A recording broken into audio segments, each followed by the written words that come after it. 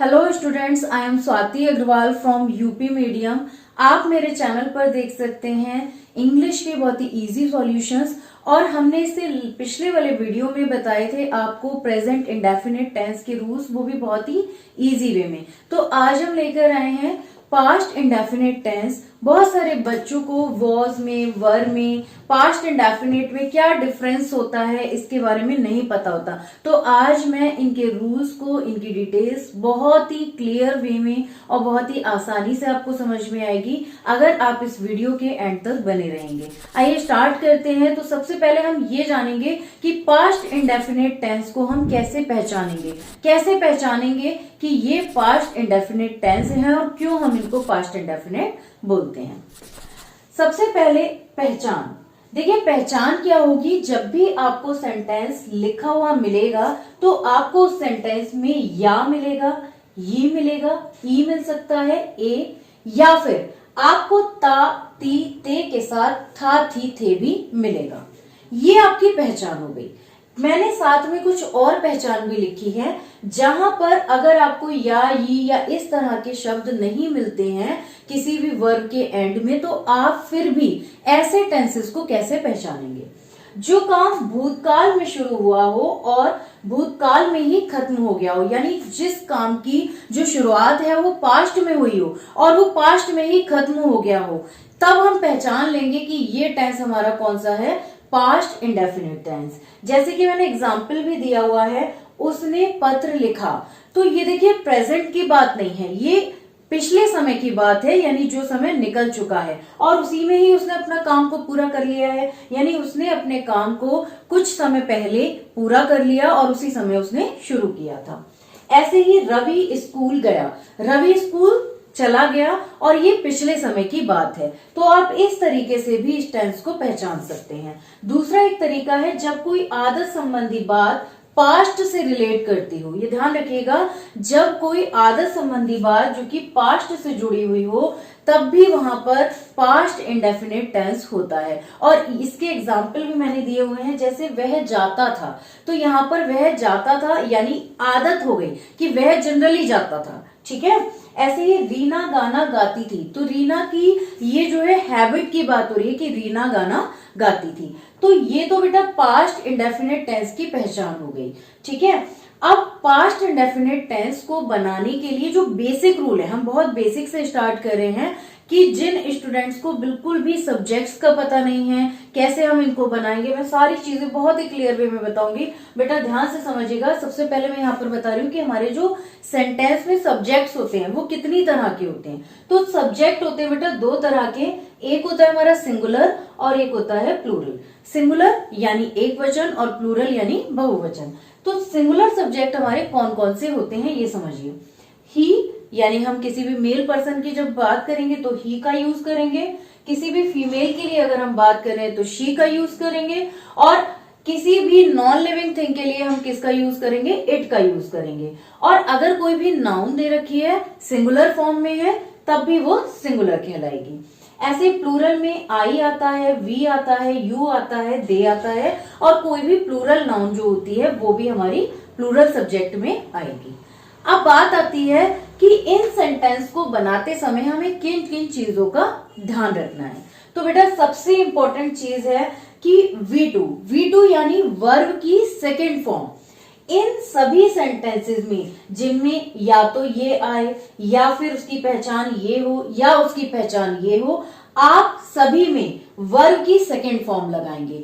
आपको इस बात से भी कोई फर्क नहीं पड़ना चाहिए कि आपका सब्जेक्ट सिंगुलर है या प्लूरल है। फॉर एग्जाम्पल, अगर आपका सब्जेक्ट ही है, ठीक है, अगर आपका सब्जेक्ट ही है तो मैं क्या लगाऊंगी, वर्ब की सेकेंड फॉर्म। लेकिन अगर आपका सब्जेक्ट प्लूरल है तो आई है मान लीजिए, तो तब भी हम क्या करेंगे, वर्ब की सेकेंड फॉर्म का यूज करेंगे। तो देखिए यहां से हमारा एक रूल निकल करके आता है कि जब भी पास्ट टेंस को हम बनाएंगे, पास्ट टेंस को ट्रांसलेट करेंगे, तब हम क्या करेंगे, ऑलवेज, हमेशा वर्ब की सेकेंड फॉर्म का यूज करेंगे, चाहे हमारा सब्जेक्ट सिंगुलर फॉर्म में हो चाहे हमारा सब्जेक्ट प्लूरल हो।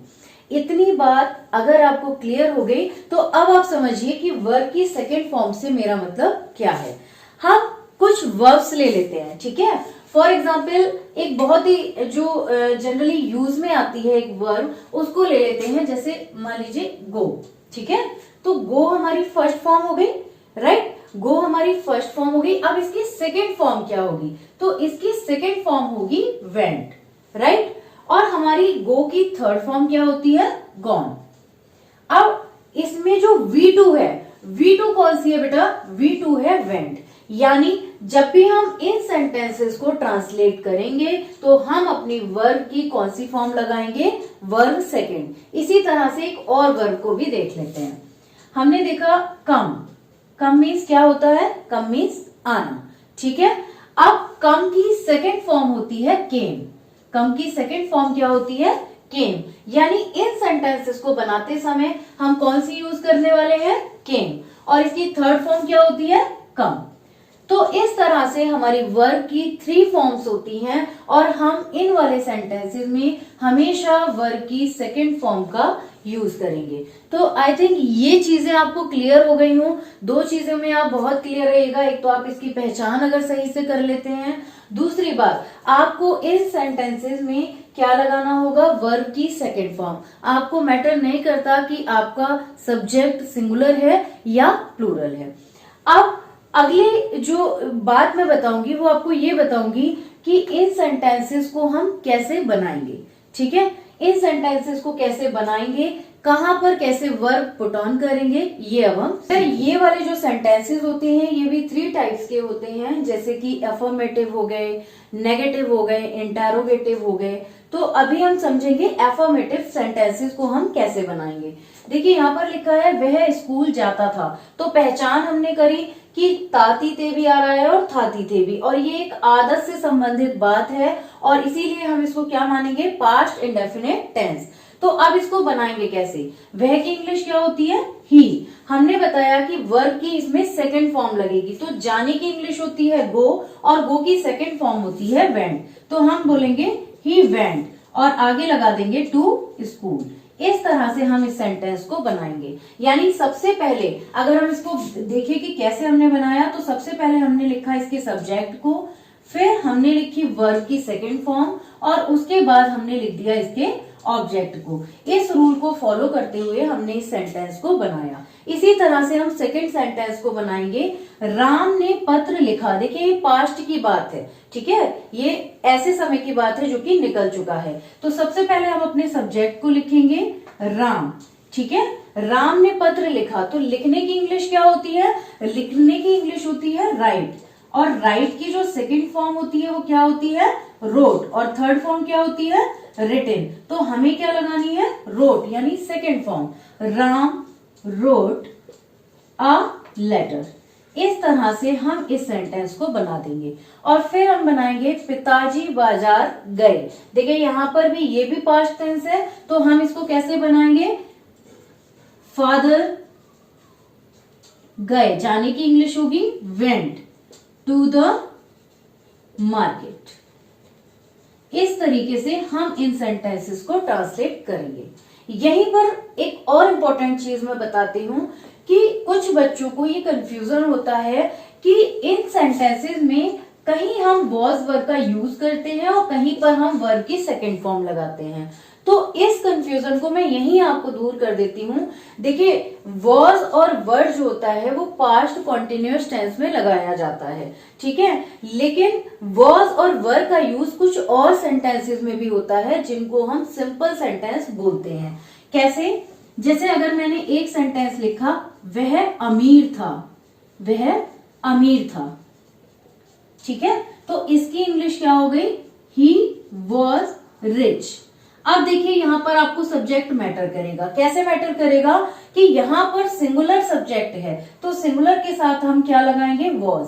और सीधे सीधे हमारा जो बात कही गई है, एडजेक्टिव जो उसका बताया गया है उसको हम लिख देंगे, ही वॉज रिच। लेकिन अगर यहां पर ये होता वे अमीर थे, अगर यहां पर इसी सेंटेंस को हम लिख दें वे अमीर थे, तो ये सेंटेंस बन जाएगा दे वर रिच। तो कुछ बच्चों को ये कंफ्यूजन रहता है कि कभी कभी हम वॉज और वर जो है वो सिंपल सेंटेंसेस में भी लगाते हैं। तो किस तरह के वो सेंटेंसेस होते हैं?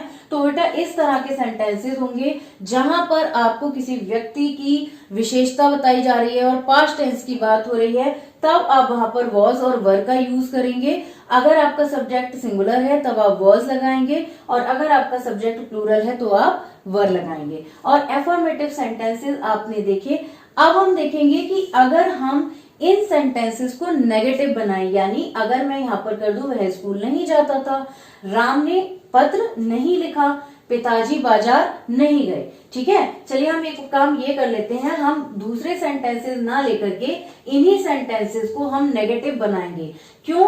जिससे आपको भी क्लियर हो जाएगा कि इन्हीं सेंटेंसेस को अगर नेगेटिव फॉर्म में बनाया जाए तो हम इनको चेंज कैसे करेंगे। यहाँ पर देखिए, अब हम कर देते हैं इसको नेगेटिव सेंटेंस। हम इसमें नेगेटिव के रूल्स लगाएंगे और फिर देखेंगे कि इन सेंटेंसेस को कैसे बनाते हैं। और जब हम नेगेटिव के रूल लगाएंगे तो यहाँ पर भी चेंज होगा। तो क्या चेंज होगा? देखिए, सबसे पहले आप रूल समझ लीजिए।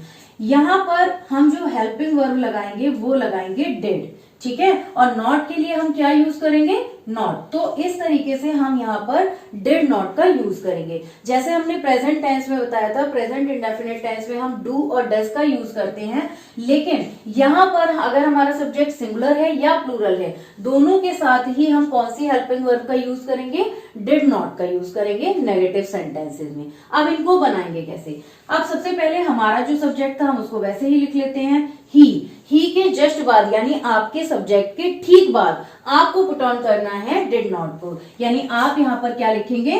Did not. अब आपको लगेगा कि हमने तो चेक ही नहीं किया कि ही था, दे था, प्लूरल था, सिंगुलर था। आपको चेक ही नहीं करना है, क्योंकि डिड नॉट चाहे सिंगुलर हो चाहे प्लूरल हो, सभी के साथ डिड नॉट लगेगा। पास्ट टेंस में हर किसी सब्जेक्ट के साथ डिड नॉट लगेगा नेगेटिव सेंटेंसेस के अंदर।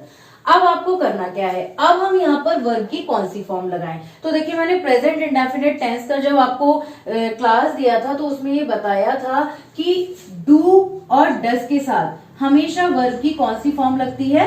फर्स्ट फॉर्म लगती है। और ये रूल यहाँ पर भी लागू होता है, यानी डू डज डिड, अगर हम तीनों की बात करें, तीनों हेल्पिंग वर्ब की बात करें, तो तीनों हेल्पिंग वर्ब में क्या होता है? वर्ब की फर्स्ट फॉर्म लगाई जाती है। तो ये तो और क्लियर हो गया बेटा। He did not, अब जाने की इंग्लिश क्या होती है? गो। हमने पहले सेंटेंस में वेंट लगाया था, लेकिन अब हम यहाँ पर क्या लगाएंगे? गो। क्यों लगाएंगे? क्योंकि डिड के साथ हमेशा वर्ब की फर्स्ट फॉर्म लगेगी। He did not go to the school। इस तरीके से हम इस सेंटेंस को बना लेंगे। अब नेक्स्ट सेंटेंस है, राम ने पत्र लिखा। ठीक है, अब अगर हम इसको कर दे राम ने पत्र नहीं लिखा, अगर हम इसको क्या कर दे? राम ने पत्र नहीं लिखा। अब इस सेंटेंस को कैसे बनाएंगे? अब हम इस सेंटेंस को ऐसे बनाएंगे, राम लिख दिया, सीधे सीधे आपने अपने सब्जेक्ट को लिखा, और सब्जेक्ट के ठीक बाद हम क्या लगा देंगे? Ram did not. अब हम क्या करेंगे? नहीं लिखा, लिखने की वर्ब लगाएंगे, डिड नॉट के ठीक बाद आप अपनी मेन वर्ब लगाएंगे। तो लिखने की इंग्लिश क्या होती है? राइट। तो राइट अपनी फर्स्ट फॉर्म में ही रहेगा। ठीक है, Ram did not write a letter. इस तरीके से हम इस सेंटेंस को बनाएंगे। अब है पिताजी बाजार गए। अब मैंने यहां पर कर दिया कि पिताजी बाजार नहीं गए। तो अब इस सेंटेंस का क्या ट्रांसलेशन बनेगा? आप मुझे कमेंट बॉक्स में इसको ट्रांसलेट करके बताइए। ठीक है, अब बचते हैं हमारे इंटेरोगेटिव सेंटेंसेस की। इंटेरोगेटिव सेंटेंस को हम कैसे बनाएंगे? तो अब मैं बताती हूँ इंटेरोगेटिव सेंटेंस की पहचान कैसे करेंगे, कैसे उसमें हेल्पिंग वर्ब लगा के उनको बनाएंगे। बहुत ही इजीली आप समझ पाएंगे। जिन सेंटेंसेस से आप डरते हैं, जब सेंटेंसेस एग्जाम में आते हैं तो आपको लगता है इन सेंटेंसेस की शुरुआत कहाँ से करें, वो आप पहचानेंगे और उसको करना भी सीखेंगे। अब इंटेरोगेटिव सेंटेंसेस जो होते हैं वो होते हैं हमारे टू टाइप्स के। एक तो वो जिनको हम हेल्पिंग वर्ब से स्टार्ट करते हैं, तो हेल्पिंग वर्ब हम इसमें यूज करते हैं डिड, तो हम उनसे स्टार्ट करेंगे। और कुछ होते हैं वो जिनकी स्टार्टिंग हम करते हैं WH वाले वर्ड से, यानी व्हाट, व्हाई, वेयर, हाउ, इस तरीके के वर्ड से सेंटेंस की स्टार्टिंग होती है। तो सबसे पहले हम देखेंगे कि हम इनको कैसे पहचानें और किन चीजों से हमें स्टार्ट करना है। देखिए, पहला सेंटेंस है, क्या राम ने खाना खाया। तो अगर मैं इसमें से क्या हटा दूं, राम ने खाना खाया, तो देखिए ये जो है पास्ट इंडेफिनिट टेंस बन गया। लेकिन अगर इससे पहले आपको क्या मिलता है और क्वेश्चन मार्क भी मिलता है, दैट मीन्स कि ये इंटेरोगेटिव सेंटेंस है। और इंटेरोगेटिव सेंटेंस यानी पास्ट के जो इंटेरोगेटिव सेंटेंसेस हैं उनको बनाने के लिए हम क्या करेंगे, उसको बनाने के लिए हम डिड का यूज स्टार्टिंग में करेंगे। यानी जहां पर हमारा क्या लिखा है वहां पर हम क्या यूज करेंगे, डिड लिख देंगे। सबसे पहले आपने डिड लिख दिया, उसके बाद आप लिखेंगे अपने सब्जेक्ट को। तो हमारा सब्जेक्ट है राम, यानी डिड राम, राइट। इसके बाद आपको लिखनी है अपनी वर्ब, यानी खाने की इंग्लिश क्या होती है, ईट। अब हम यहां पर लगाएंगे ईट, क्योंकि हमने डिड स्टार्टिंग में यूज किया है। तो did Ram eat the food. इस तरीके से हम इस सेंटेंस को बनाएंगे और लास्ट में क्वेश्चन मार्क आप जरूर लगाएं। फिर है हमारा क्या भारतीय टीम मैच जीती। तो देखिए क्या के लिए, फिर से आप वही रूल फॉलो करिए। हमने लगाया डिड, अब हम इसमें ढूंढेंगे हमारा सब्जेक्ट। तो हमारा सब्जेक्ट है भारतीय टीम, तो भारतीय की टीम के लिए हम क्या लगाएंगे, डिड द इंडियन टीम। आप इंडियन टीम भी लिख सकते हैं, डिड इंडियन टीम। अब जीतने की इंग्लिश क्या होती है, देखिए फर्स्ट फॉर्म होती है विन, ठीक है। तो यहाँ पर डिड यूज हुआ है इसीलिए हम फर्स्ट फॉर्म लगाएंगे, वन द मैच। इस तरीके से हमने इस सेंटेंस को बनाया। यानी आपको ऐसे सेंटेंस जिनमें कि क्या का यूज सेंटेंस की शुरुआत में हो रहा है, उन सेंटेंसेस को आपको बनाना होगा डिड को लगा करके। जब भी आप डिड का यूज करेंगे तो आप लगाएंगे वर्ब की फर्स्ट फॉर्म को। सॉरी, यहाँ पर ये मैंने वन लिखा है, यहाँ वन नहीं आएगा, यहाँ विन आएगा। Did Indian team win the match. तो इस तरीके से हम डिड का यूज स्टार्टिंग में करके और वर्ब की फर्स्ट फॉर्म का यूज करके इन इंटेरोगेटिव सेंटेंसेस को बनाएंगे। बना लेते हैं हम दूसरा सेंटेंस भी कि क्या मैंने तुम्हें दुख पहुंचाया। तो देखिए दुख पहुंचाने की इंग्लिश होती है हर्ट। दुख पहुंचाने की इंग्लिश क्या होती है, हर्ट। तो अब हम इसको कैसे बनाएंगे, डिड, अब मैंने, ठीक है, डिड आई, सब्जेक्ट क्या है, डिड आई हर्ट यू। ये ऐसे बनेगा, डिड आई हर्ट यू। और लास्ट में क्या लगा देंगे हम, क्वेश्चन मार्क। ऊपर वाले सेंटेंस में भी क्वेश्चन मार्क लगा देंगे। जब भी आप इंटेरोगेटिव सेंटेंस को ट्रांसलेट करें तो क्वेश्चन मार्क लगाना ना भूलें। अब ये सेंटेंस यहाँ पर बदल गया। देखिए यहाँ पर तुमने मुझे दुख क्यों पहुंचाया। एक सेंटेंस ये है जिसमें हमने क्या को पहले यूज करते हुए इंटेरोगेटिव बनाया है, और एक सेंटेंस ये है। तो देखो दोनों में डिफरेंस क्या है बेटा। इसमें क्या मैंने तुम्हें दुख पहुंचाया, अब यहाँ पर क्या से शब्द शुरू हो रहा था, क्या से ये सेंटेंस शुरू हो रहा था। लेकिन इस सेंटेंस में जो भी हमारा इंटेरोगेटिव वर्ड है वो हमारा सेंटेंस के बीच में आया है। कहां पर आया है, सेंटेंस के बीच में आया है। तो जब भी आपका कोई भी इंटेरोगेटिव वर्ड क्यों, कहां, कैसे, ये जब सेंटेंस के बीच में आए और साथ में या, ये, ता, था, थी, थे, इस तरह की चीजें आएंगी, तब आप उसको कैसे बनाएंगे।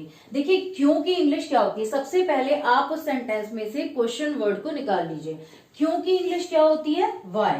क्यों की इंग्लिश क्या होती है, वाई। तो सबसे पहले जो हम सेंटेंस को स्टार्ट करेंगे वो हम करेंगे वाई से। अब वाई के बाद हमें क्या करना होगा, डिड को भी लगाना होगा, वाई डिड, राइट। इतना समझ आया। यानी सबसे पहले हमने अपने क्वेश्चन वर्ड को लगा दिया, फिर हमने अपनी हेल्पिंग वर्ब को भी इसमें यूज किया। इसका मतलब ये हो गया कि ऐसे वाक्य जिनमें क्वेश्चन वर्ड बीच में आएगा उसमें मतलब WH और डिड का यूज जरूर होगा। यानी हेल्पिंग वर्ब भी लगेगी और WH वर्ड का भी प्रयोग होगा। अब हमने लिखा वाई डिड, अब उसने क्या कहा है, मुझे दुख क्यों पहुंचाया, why did you hurt me, why did you hurt me. और इस तरीके से इस सेंटेंस को हम बनाएंगे। तो आज हमने इस वीडियो में कंप्लीट किए पास्ट टेंस के, हमने एफर्मेटिव सेंटेंसेस किए, नेगेटिव सेंटेंसेस किए, और साथ ही साथ इंटेरोगेटिव के दोनों टाइप्स, यानी जो WH से स्टार्ट होते हैं या जो हमारी हेल्पिंग वर्ब से शुरू होते हैं, वो सारे हमने किए। तो अब अगर हम इसकी प्रैक्टिस नहीं करेंगे, इसको ट्रांसलेट नहीं करेंगे, तो हम इनको नहीं बना पाएंगे। तो मैं आपको एक मिक्स्ड एक्सरसाइज देती हूँ, जिनको आप प्रैक्टिस करिए, तभी आप इनको अच्छे से बना पाएंगे। आई होप कि ये वीडियो आपको समझ आया। अगर आपको ये वीडियो अच्छा लगा हो, then click on the like button and subscribe my channel for the easy solutions of English. Thank you so much.